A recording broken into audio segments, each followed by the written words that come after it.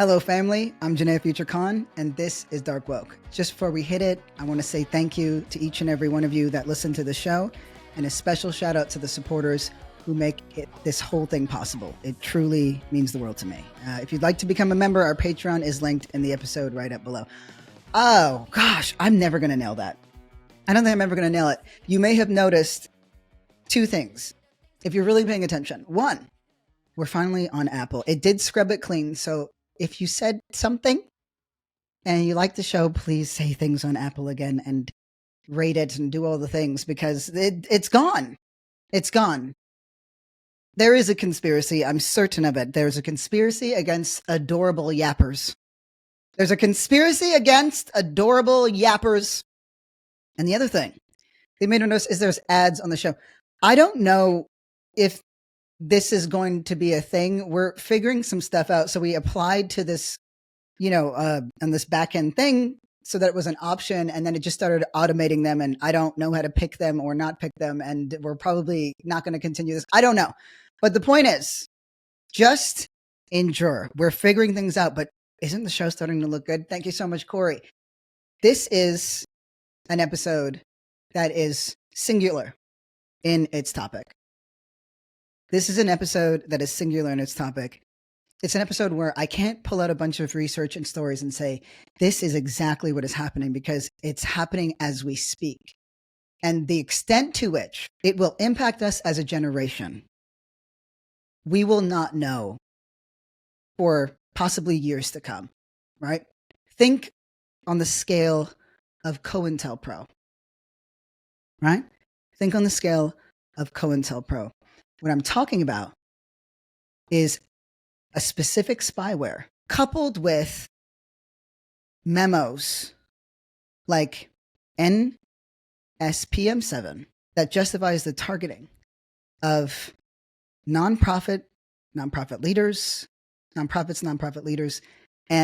activists. But here's what's important. It's not just activists and nonprofit leaders. Anybody who's doing anything at all, if you were even remotely critical of ICE, of the government, of anything, you are being watched.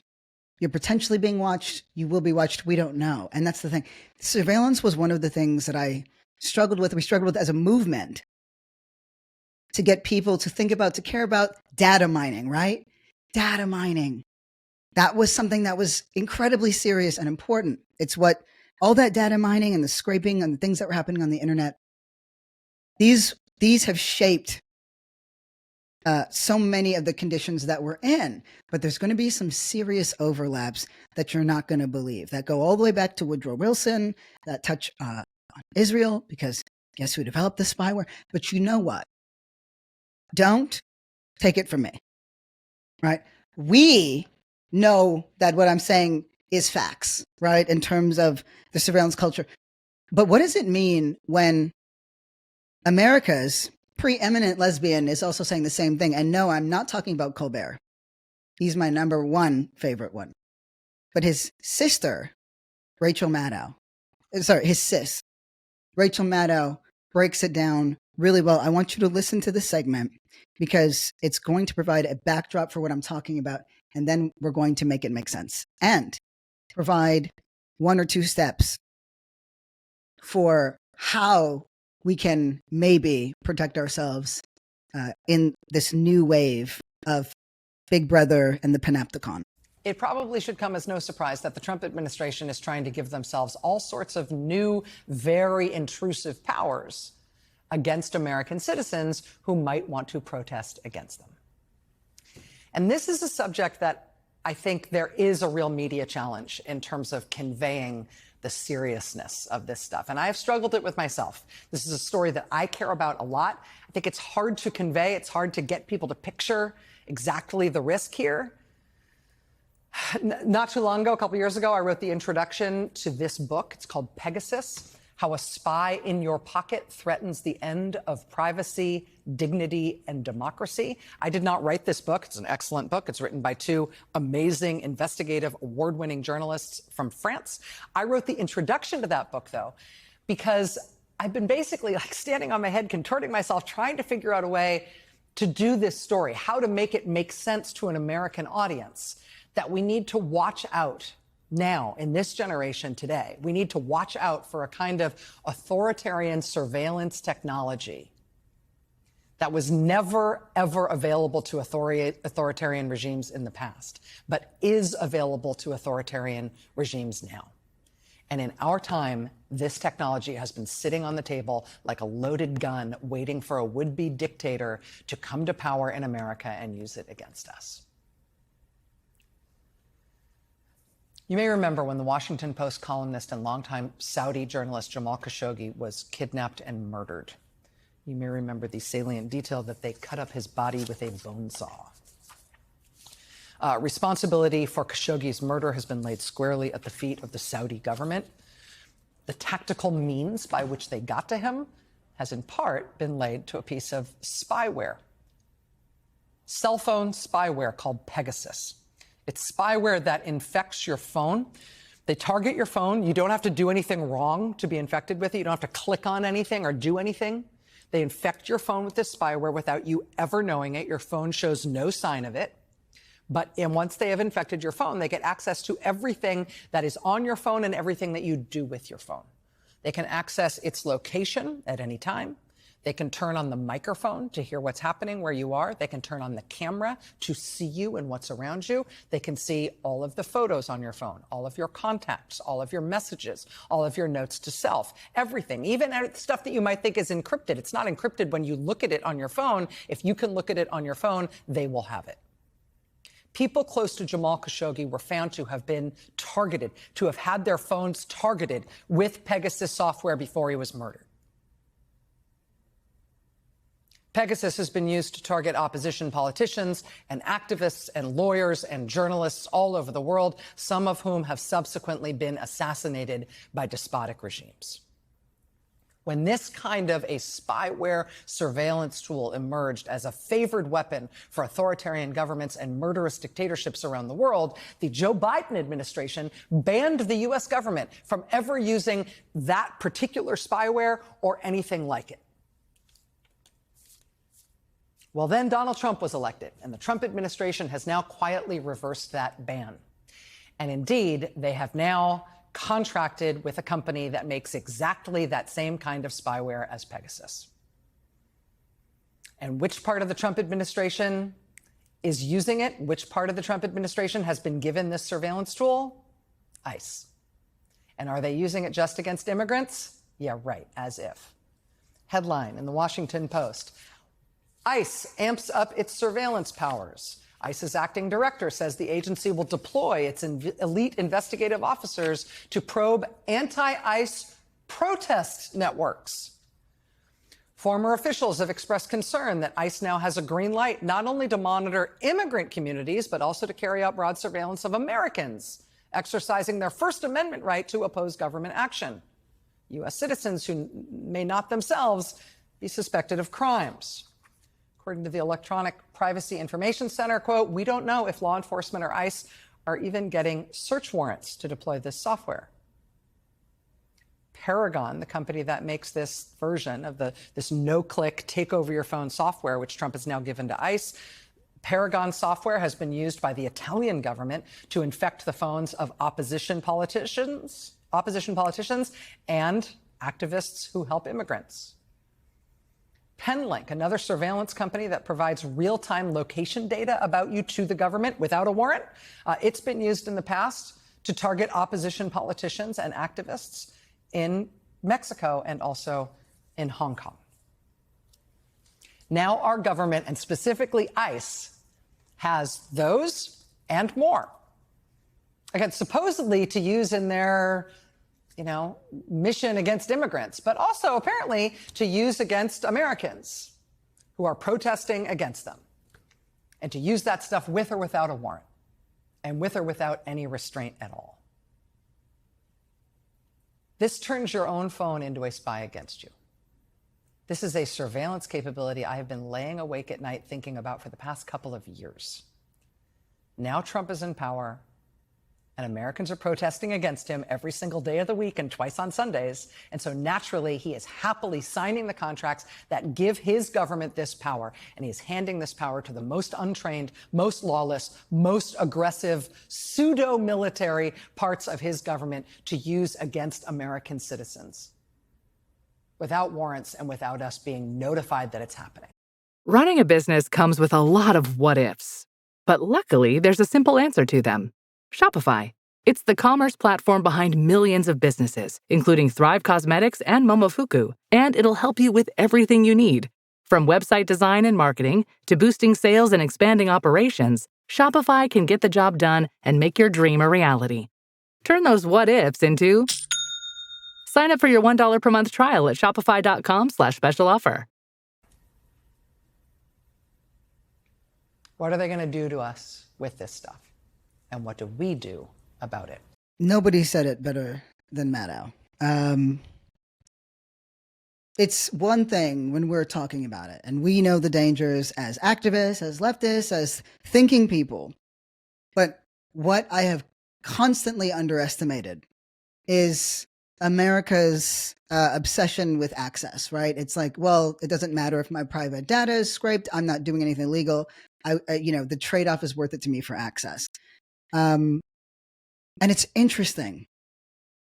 It's interesting because I can't illustrate how dangerous this is. It's one thing if when you have one or two things working against you when it comes to something like spyware. Okay, we have an authoritarian government, let's say, right? We have white supremacists in the White House and the Trump administration, but you had a Biden check, right, on the making illegal the use of this spyware in America, which we had.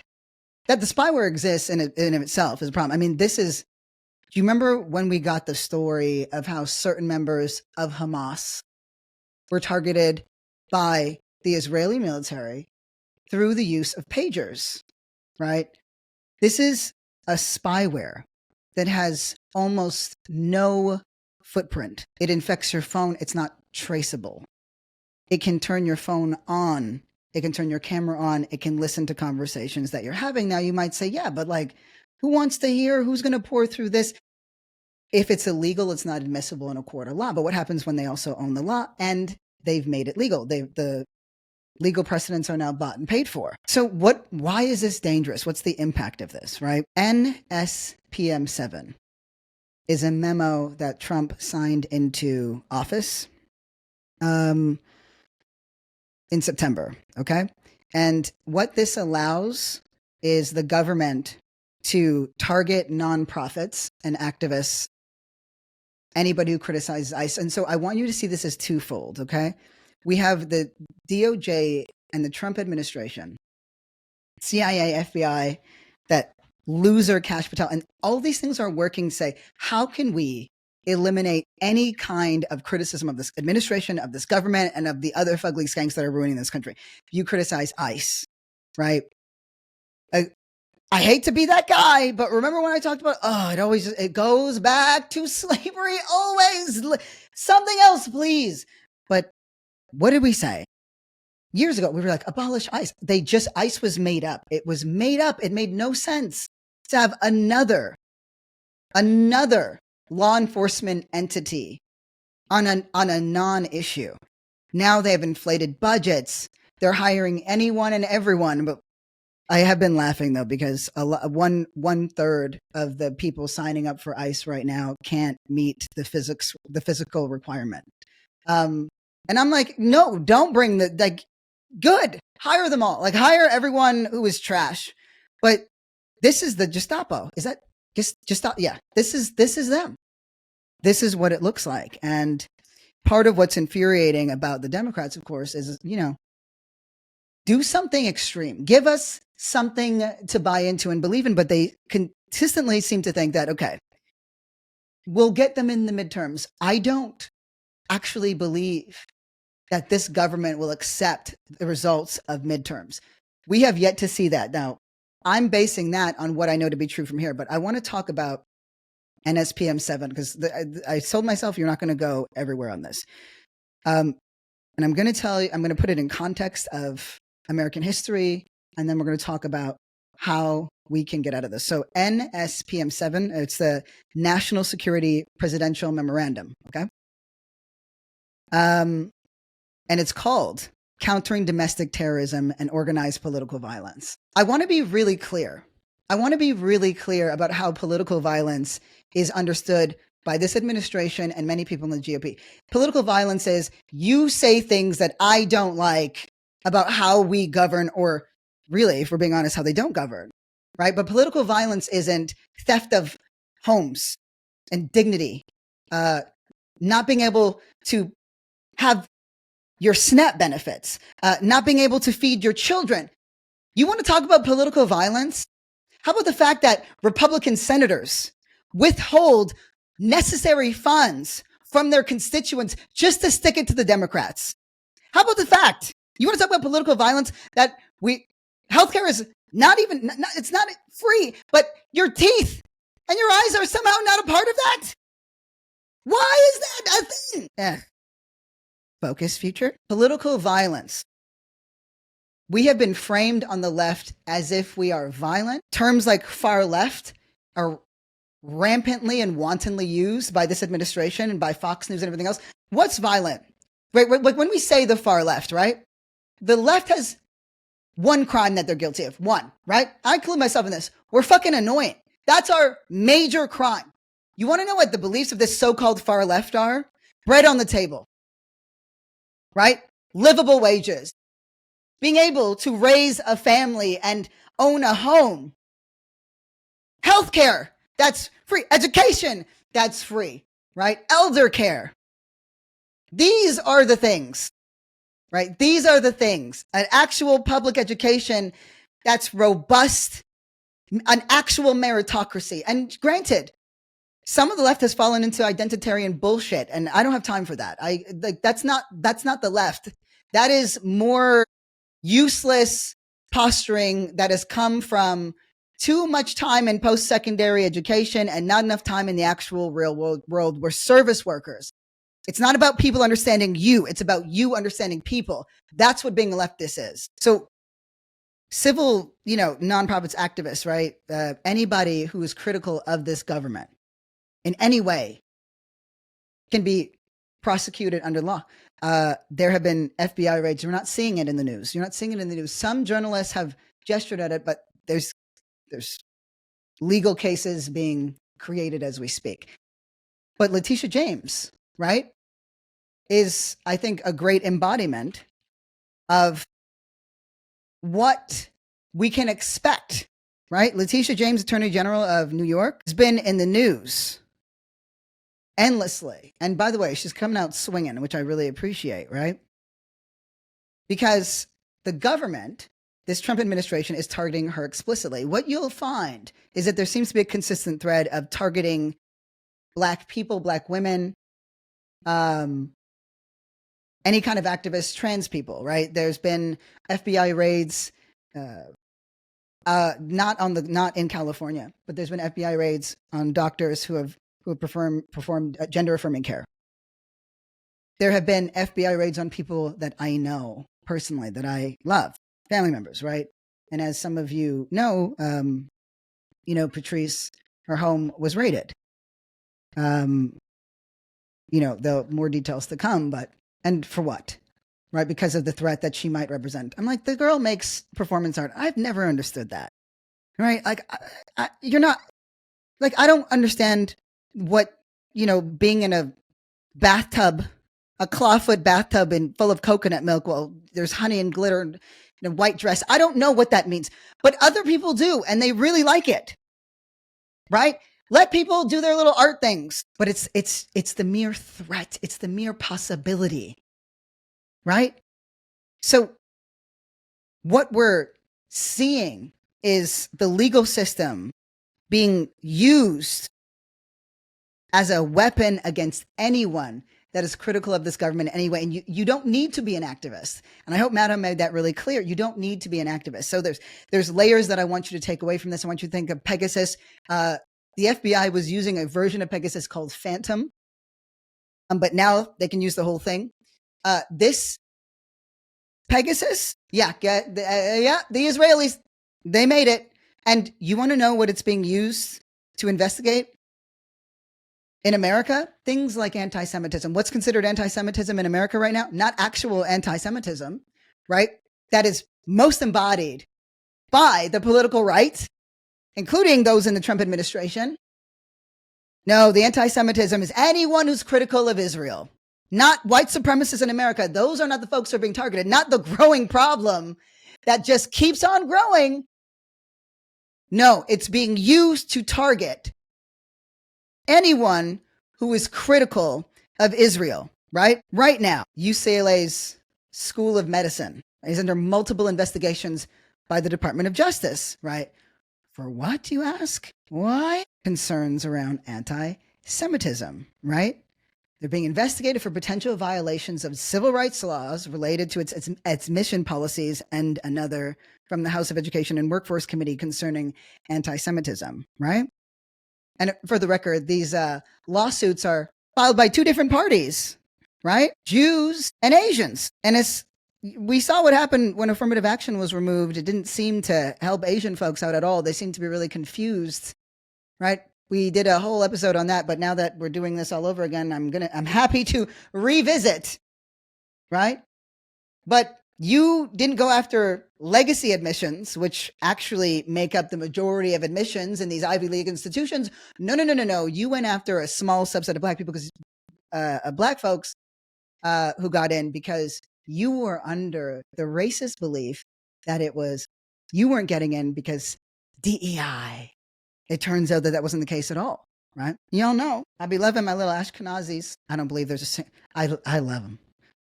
So I think we're going to get some of those in the race war too. Italians, Irish, and the Ash. But I'm going to tell you this right here. It's like Zionism is not a reflection of Jewish people, but they're getting conflated over and over and over again. And what we have is this disgusting union here in America between Jewish folks who believe in Zionism, right? Which, again, I don't think is a term I'm interested in using anymore. They're Jewish extremists, which is aligned with white supremacy. And I think we need to popularize the term Jewish extremism in the way that we understand there are things like Christian extremism and fundamentalism. We understand that there's Islamic extremism, but we don't call Jewish extremism, or, you could say Judaic extremism, or those who believe in Israeli apartheid. I think we have to stop using the term Zionist. It's not, it's lost meaning. It's lost weight. It's easily traceable. And I don't think it accurately captures what the reality is. Right? Zionism is too easily categorized as, we deserve a place of safety. Okay, cool. No, but Israeli apartheid, well, that's something else. But there's a very powerful union here, and we've got a white supremacist Christian theocracy, fascist in nature, that is sitting in the driver's seat. And you have a massive foreign lobby like AIPAC, right? And apartheid interest groups, Israeli apartheid interest groups that got their hands on the wheel. And we're going wherever they want us to go.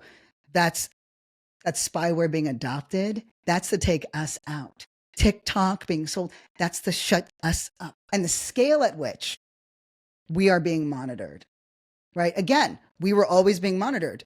This is not to drum up hysteria, right? We're already being monitored. But I need us to understand the full sweep that we're in right now.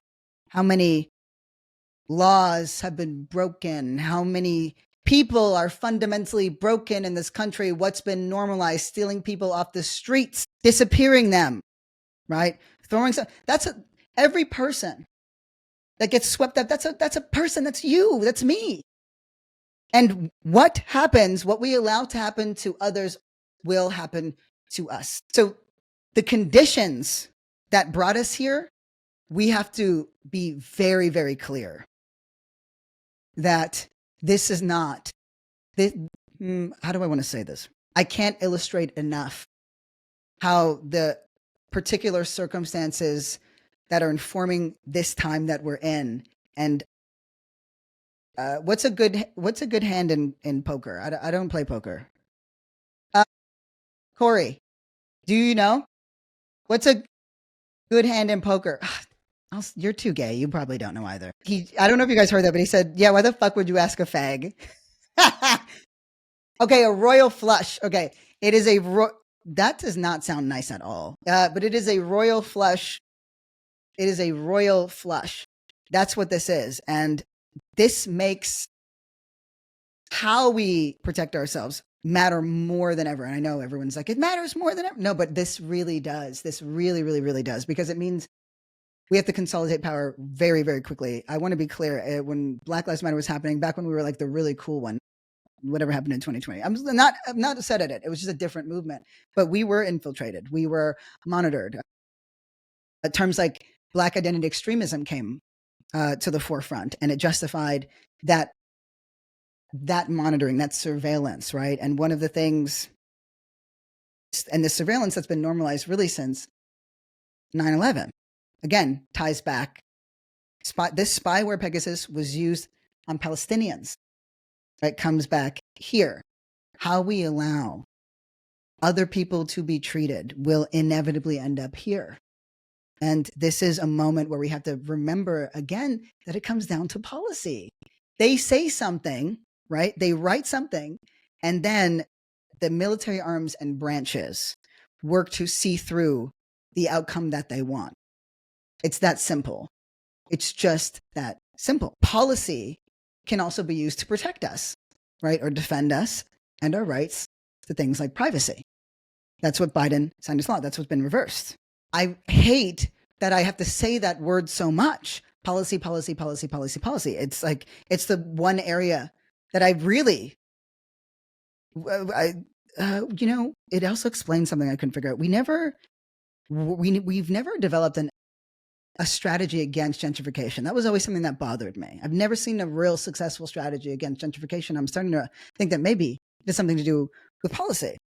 But the scale at which this is happening. So if you criticize the government, if you criticize ICE, right? ICE is the Gestapo. ICE is the embodiment of this administration's desires, its dreams, its Gestapo, its enforcers. Right? They're cracking institutions. They're cracking expertise. They don't want any kind of resistance. Corey, can we pull up the other clip that talks about the social media monitoring tool? So we talked about Pegasus that infects our phones. I want you to also learn about this monitoring tool. It's a super short video. We have some news right now. ICE is rapidly expanding its surveillance state-like system and will be surveilling billions of social media posts, including yours, especially those who are anti-ICE, anti what the Trump administration is doing. And here's what you need to know about it.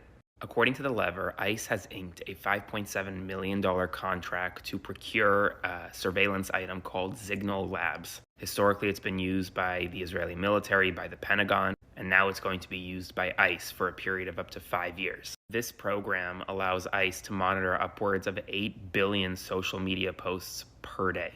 Now, this comes after an earlier Wired article suggested that ICE is building out a surveillance system type like state, rapidly expanding its surveillance capabilities of Americans. ICE is rapidly increasing the equipment it has to surveil you and your social media profiles.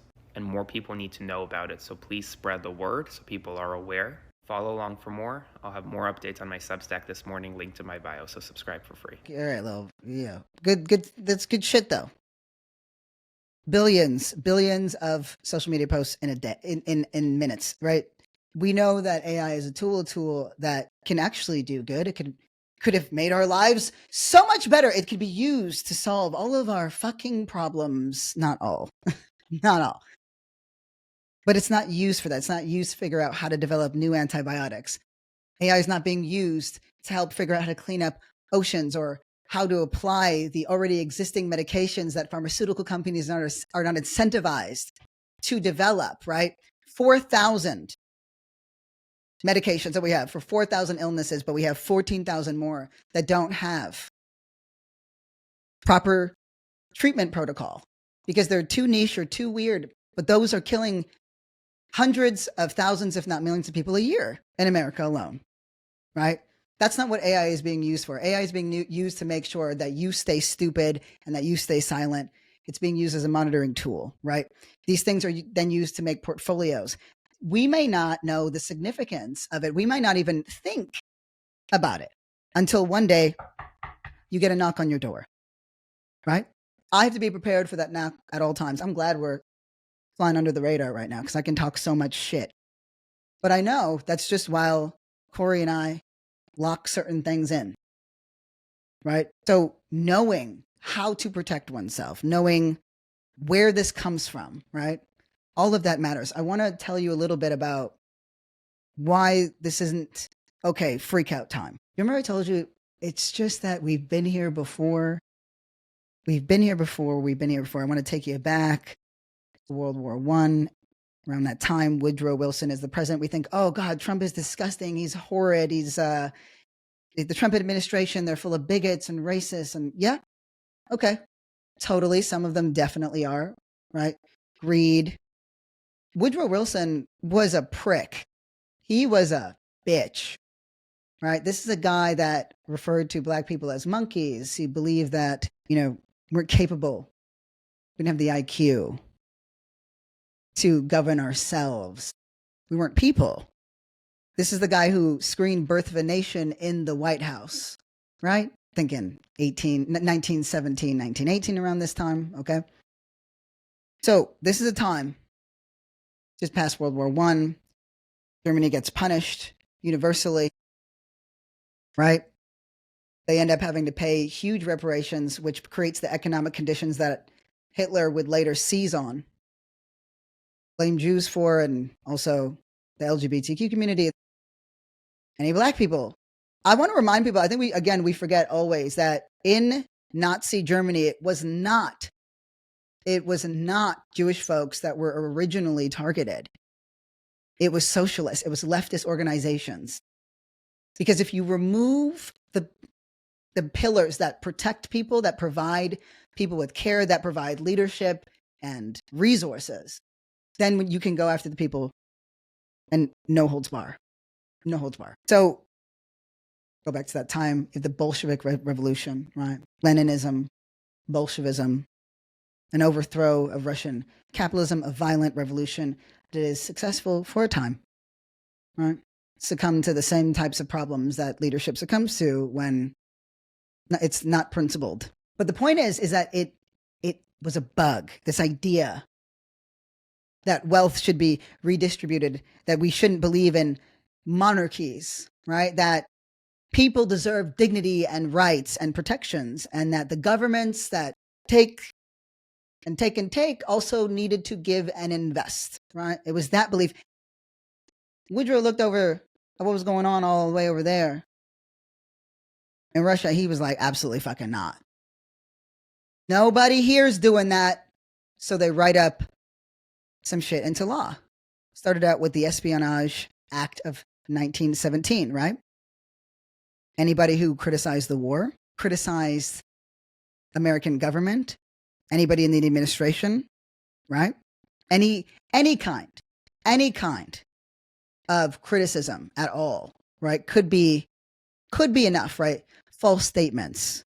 But at that point, it was with the intent to interfere with the operation or success of the military. Post a successful armed revolution across the waters, the Espionage Act was expanded into the Sedition Act of 1918, right? This is where shit got bad.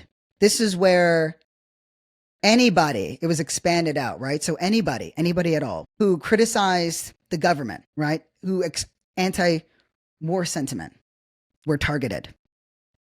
Speech was criminalized. Free speech didn't happen until a couple of, it actually ended up being more protected a decade or two later by two judges in particular, right?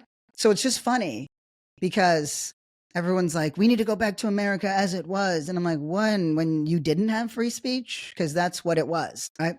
So it was a very narrow scope. It was the Sedition Act made it a crime to use disloyal, profane, scurrilous, or abusive language toward the U.S. government, military, or flag. What that language was subject to interpretation, right? Anybody who criticized the war at all, or the war effort, prison. Postal censorship, right? So it gave the Postmaster General the power to refuse mail that violated the Act's provisions. This is bullshit. Like, you know what I mean? This is nasty. Hold on, I gotta say that I'm running late to something. Hold on, you guys. Okay. Harsh penalties were imposed, so convictions could result in significant prison sentences and fines, right? The point was, we don't want anybody in this country thinking that they can have any kind of revolution here, can be critical of anything here, right? Who upheld it? The Supreme Court. Sounds like we had white supremacists in the White House that were openly and nakedly more white supremacists than anybody can be today. Maybe yesterday, not today, right? Screening fucking Birth of a Nation in the shit, calling black folks monkeys, essentially, right? Supreme Court in the back pocket made any kind of dissent absolutely illegal, pick people up off the street, right? Supreme Court upheld it. You can look up Schneck v. United States, arguing that wartime restrictions on speech were permissible. So the question is, what was the impact of that, right? Over 2,100 people were arrested under the Sedition Act. 2,100 people, right? 2 cases in particular are standouts. So I was doing some research on this because I just know. Emma Goldman was one of those people. She wasn't charged under the Sedition Act explicitly, right? But she was prosecuted under the Espionage Act of 1917 for conspiring against the draft. It led to her imprisonment and eventual deportation in 1919. They sent her to Russia, right? The Sedition Act wasn't enacted yet. It was enacted while she was already imprisoned. But her case was a precursor to the kind of activities that this law aimed to suppress, including speech, right? Anything that could incite resistance. The expansion into the Sedition Act was for anyone who criticized the government or its efforts. They wanted to absolutely crush any kind of dissent. The other case that jumped out at me, of the 2,100 people, right, were prosecuted. This person spent 10 years in prison. Socialist presidential candidate Eugene V. Debs was charged with violating the same thing, Espionage Act of 1917 and the Sedition Act of 1918, for an anti-war speech he gave in fucking Ohio. So he was convicted to sedition and sentenced to 10 years in prison. I want us to remember political prisoners, right? Political prisoners. Another reason why prison abolition was so important. His sentence was commuted by President Harding on Christmas Day in 1921, right? The Supreme Court, though, upheld his conviction. They ruled that his speech was intended to obstruct the military draft and recruitment. This is a government that loves war, right?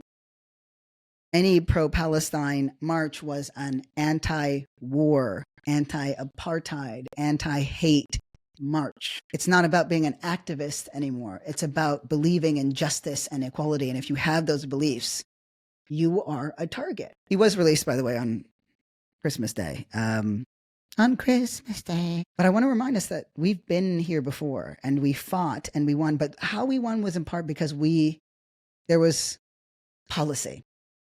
There were fights around policy. There was an understanding. And this is the last thing I want to say because I wanted to keep this one right and tight. This is what I want us to understand.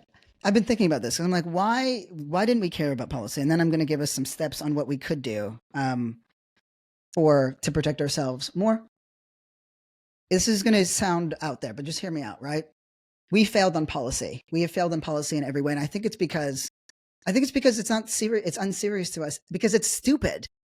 It's this, right? If somebody, this is how normal people think. This is how normal people think, right?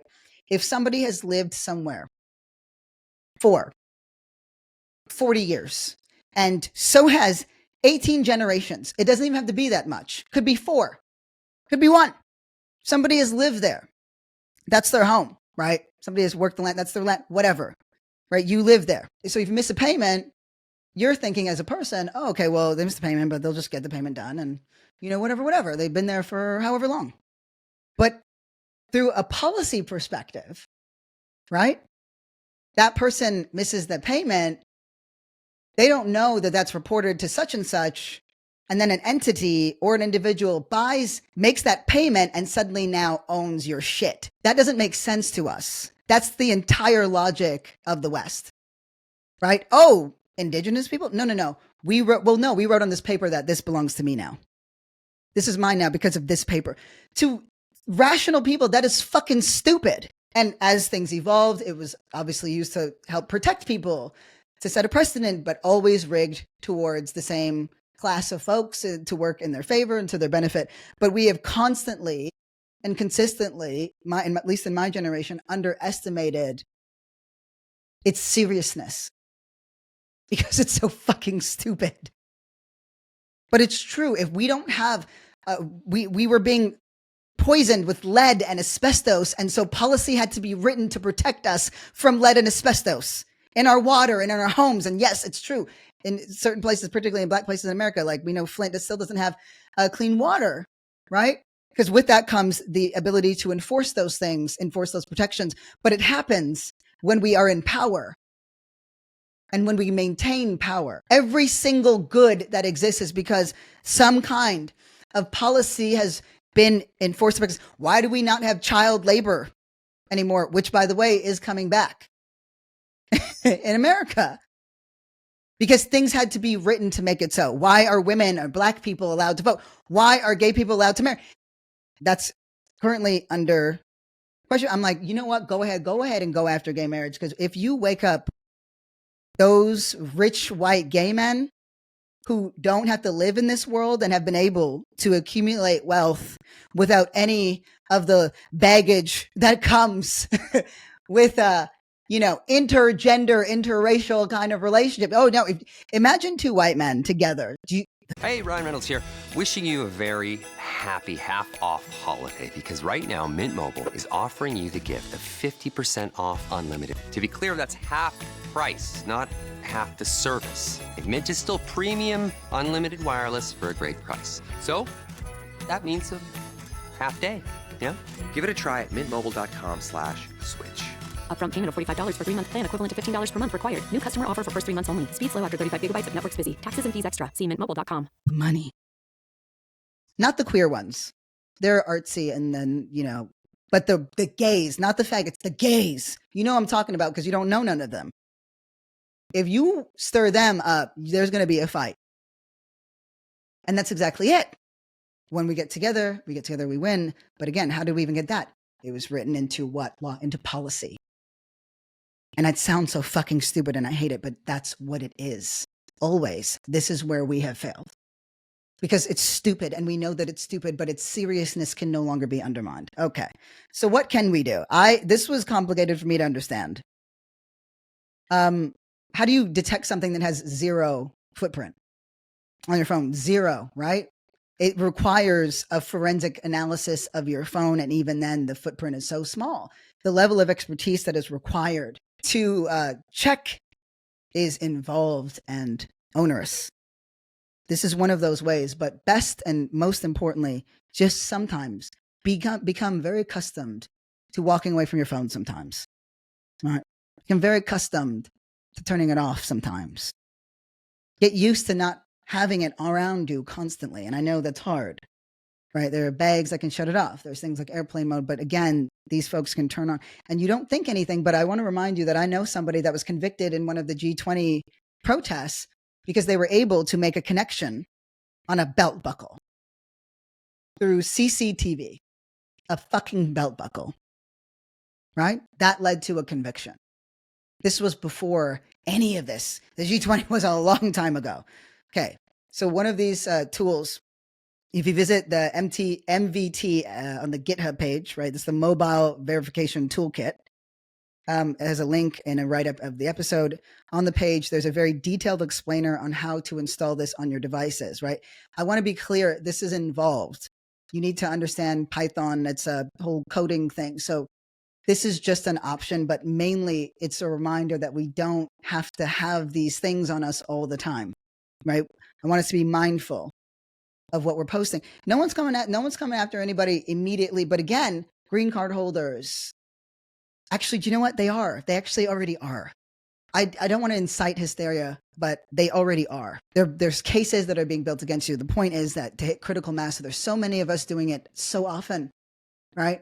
And we have methods in place, practices in place, game plans in place that we know to execute. So for example, for every protest, we made sure there was a bail fund. We knew exactly who the lawyers were. We projected exactly what prison or holding centers we would be sent to, right? What to do if you didn't hear from somebody within a very small window of time. There's ways that we can actually create pipelines of advocacy so that when our folks are taken, they're not disappeared and they're not alone, right? Cause such a fucking racket, such noise that it's not worth the trouble, okay? So you install this thing on your device. If it's too complicated or involved, there are a lot of YouTube videos on how to install MVT on both your iPhone and Android. This is true for PCs and MacBooks. They can do it. It infects everything, and we, literally could just be walking around, right? These videos are available, and they're made to detect these sophisticated viruses on personal devices, including Pegasus. Okay, so.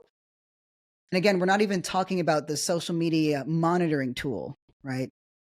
Also Israeli, by the way, made by an Israeli company, NCOS, who also made Pegasus. So, and the other thing is we're going to name these places. But the last thing I want to end on is where we need to grow a bit, not just on policy, but I remember people being like, fuck the ACLU, they defend white supremacists. And it wasn't one or two, like, how can we ever care about the ACLU? They defend white supremacists. Yeah, it was a free speech. I don't know why we think that people who say things we don't like, right, should be punished. I don't think that's a useful thing. In fact, it's had major, massive blowback. Having an intolerance for different opinions, even if they're fucked up, is not how movements are made. You can't have an anti-vision of a future. You have to make your future so compelling, so irresistible, so fucking awesome and magnificent that those people who will always exist are just marginal. But their right to say their stupid shit should be protected, because that also gives us the right to say our stupid shit, even if the shit's not stupid. It's okay. We do not have a robust analysis on policy. We don't have a respect for the legal system. And I don't mean respect like, don't break the law. I mean in understanding it. And that's exactly where we're being killed. We're getting crushed. We can get out on the street as much as we want. It doesn't mean anything if it's not attached to actionable realities. Campaigns that can be followed through on. We keep doing awareness building campaigns. We don't fucking need that anymore. We all know too much now. I'm plagued by what I know. I know too much. I'm getting that book that Maddo recommended, by the way. And these are people that we'll be talking to. Antitrust laws, the monopoly, why our experience of the world is so garbage right now, right? All these massive mergers. Do you know that there was, I think a couple years ago, maybe even last year, there was the two teenagers that made an app that called OG something, and it was, you could, so that on Instagram, you only saw posts from people you followed. Meta called up Apple and had it removed. Just like that. Why? We don't have antitrust laws. What are antitrust protections and laws? Policy. Policy. So we got to find a way. But it's good. Like I said, we have to study this new game plan. They're attacking Black folks, not-for-profits, organizations on purpose. Right? They're targeting immigrants, activists, leftists, trans folks, right? Anti-apartheid Jewish folks, right? All of us. Muslims, Arabs, all of them. So what happens if we really start finding each other? What happens when we see through something that we fight for and actually get it? That's what we are owed, and that's what we owe to each other, to the future, and to ourselves. So This is a little special interview, special episode.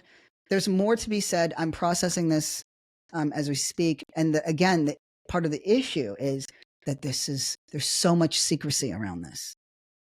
We often don't learn things until it's years too late, but that's not how we're going to play it this time, right? We have to learn and study. And I want to remind us, the reason why I brought up the Sedition Act and the Espionage Act, and this, because these are unprecedented times. Not really. We can win this, and we will, as soon as we get our shit together. And I think we are. So, with that, hey, we had 1 week of 3 episodes. This is the norm. This is what you can expect. We're back on Apple. Go ahead and show some love if you can. And really, it's just growing it up from here, but growing with intention. I am reading The Brothers right now. And it's all, I mean, when you find out that it's really just a bunch of assholes, like a handful, that shaped all of America's foreign policy. And that's exactly why we live in hell, and America is one of the most reviled places in the world. It was John Foster Dulles. Yes, this guy who Washington's airport was named after, and his brother. One was the Secretary of State. The other was the head of the CIA. And they worked in cohesion. But what we often didn't see is, and we another thing we don't quite understand is these massive law firms, right, that protect the interests of these corporations, that also are shaping exactly what our experience of the world is. And we don't even know. We haven't even begun to unpack how their protection of folks' interests. I mean, that's where the Dulles brothers were trained. In these law firms, right? The same law firms that protected the corporatocracy. It's why we were like, oh, lawyers to begin with, right? But they're the ones who work against us, and they're the ones who work for us, who fight alongside us. And I think we have to develop a strong sense of respect for the reality of how much this boring shit matters. Like it sucks. But it fucking matters. It's everything. It's why we haven't seen a single one. We've taken for granted the protections and rights that were fought for before us, and they're on the chopping block. Some of them have already been reversed. Cool. That's what evil gonna do. But the gloves are off. This is our time, right? So make, think, create, right? Do everything. Do everything and anything. And it's okay if you don't necessarily know what that looks like right now. It's going to get very clear very, very quickly, right? Where our best efforts are needed. I have no doubt about. You get a long view and a sense of urgency, we're good. So more to be said, so much more to be said on this, but I love you all very much. Thank you, Corey, for making it look and sound great. Thank you to all of you who are stuck it through with me, and